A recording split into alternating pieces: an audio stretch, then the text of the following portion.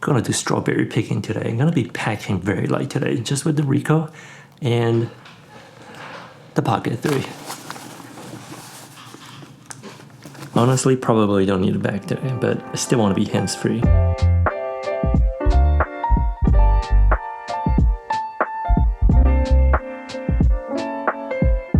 The weather started pretty bad actually, very overcast, and now there's a bit of blue sky, which is making this whole trip more fun and beautiful.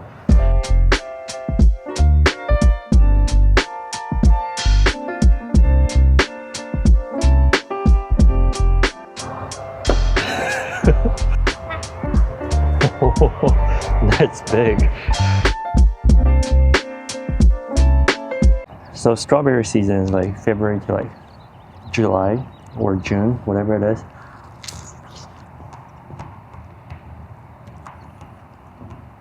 And people were saying that April has like the sweetest. It's like May-ish now. I wasn't sure it's gonna be good, but it's still very sweet. Super delicious. It's $5 to get in, or you can eat. And also you can get a small bucket, big bucket. Small is like 11.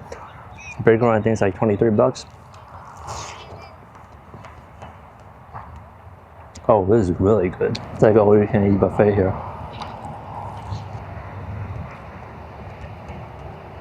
For strawberries. Honestly, I thought there weren't gonna be any big ones or like good ones, since they started around like March-ish. And to my surprise, there are still lots of good. Oh, this one's good too. Like strawberries everywhere. Yo, check this out. It's like a twin. Found a good one. You need to go like 2 lanes down, and then I'll try to make it in a bucket. Alright, I'm gonna take a break. Let's talk about the camera settings. Like everyday camera setting for the Ricoh and also on the Pocket 3, because these two are pretty much the camera that I use to document everyday life whenever I go out. Usually I keep the shutter speed on the Ricoh really simple, above 200 of a second. And if you want, you can do like 250. And if it's like you're shooting like motion shots, go like 500 or something, especially if the weather is good like today. 500 of a second, that's gonna make sure that you capture every action, every motion. And as for aperture, just go f like 7.1, 8, or if like you want to do a little bit lower, 6.3. That's going to ensure everything in focus in your frame. Obviously, if you want like shallow depth of field, you do like a 2.8 on the Ricoh, or 2 if your camera allows. And as for the ISO, I really don't like bother with the ISO that much. Usually I like to shoot in manual, but if I want to be lazy, I just put it in auto. And the range I set that is like around like between 100 and 3200 for the Ricoh. If I'm shooting with the R5 or like bigger, better camera, I'll do like 6400 ISO. It's not that big of a deal to crank your ISO up, because cameras nowadays are actually quite capable of like low lights. And if you were wondering about the Ricoh recipe that I've been using, I did make a video about that maybe like a couple months back. So go check that video out if you're interested in my JPEG only film recipe for the Ricoh GR4. And also works for the 3. Well, actually, yeah, there's a couple that works for the 3.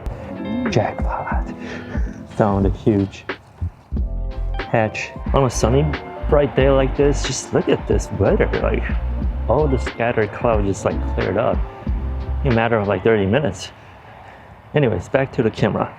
So if you want to have like shallow depths of field, and use like 2.8, and it's super bright outside like today, like right now, the Ricoh GR4 also has like an ND filter that's built in for you to do that. Once you have the ND filter on, you'll be able to crank down to like f2.8 and still be able to get like good shallow depth of field of your subject. And on top of that, there's also macro mode on this camera, which I'll show a couple shots of the strawberry macro mode. Comes in handy once in a while whenever you want to capture like plants, insects, I guess, if you can find one, if you're into those kind of photos. But yeah, it's an option. That's why this camera always stays in my pocket. Like, it's just so versatile, and the ability to capture life, because it's so versatile. Like, you can just do a lot with this camera. Now, as for the Pocket 3, which I'm filming right now, the 4 came out already. I'm kind of waiting to see the 4P or 4 Pro. If there's one, I think there is one, because on the DJI like social media account in China, in Xiaohongshu, they have like a photo of the 4P. Well, more like a silhouette. I think it was a photo that I saw. So yeah, I feel like that's definitely coming out for sure. And the 4 doesn't have like a telephoto lens on there, so that's why I'm waiting for the 4P. This one's weird looking.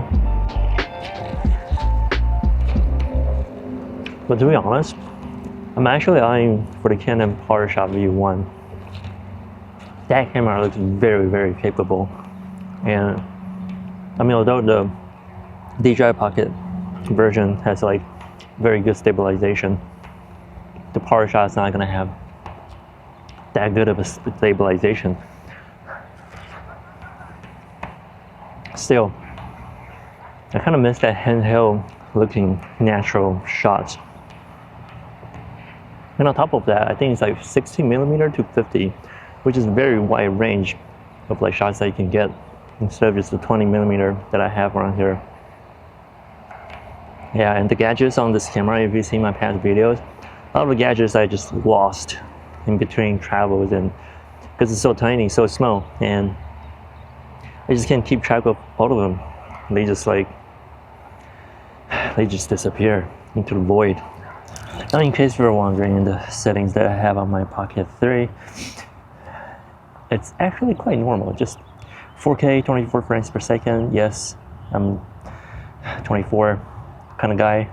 Not 30, not 60, 24.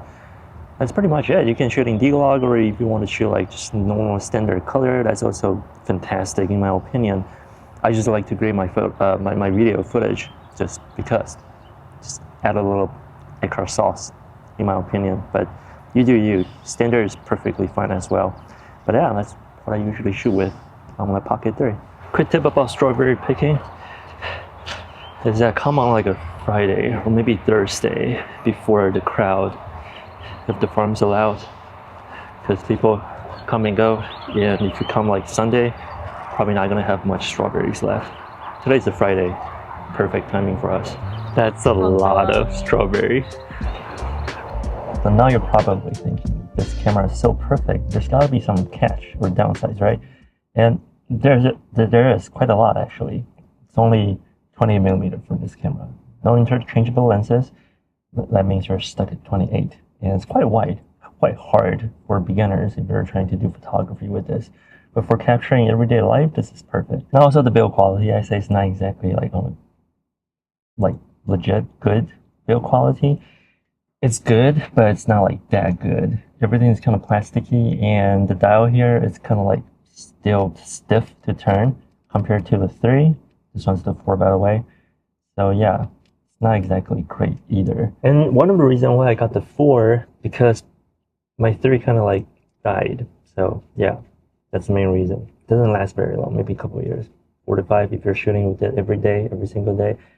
I'm not sure how long this 4 is going to last, but hopefully longer than the 3.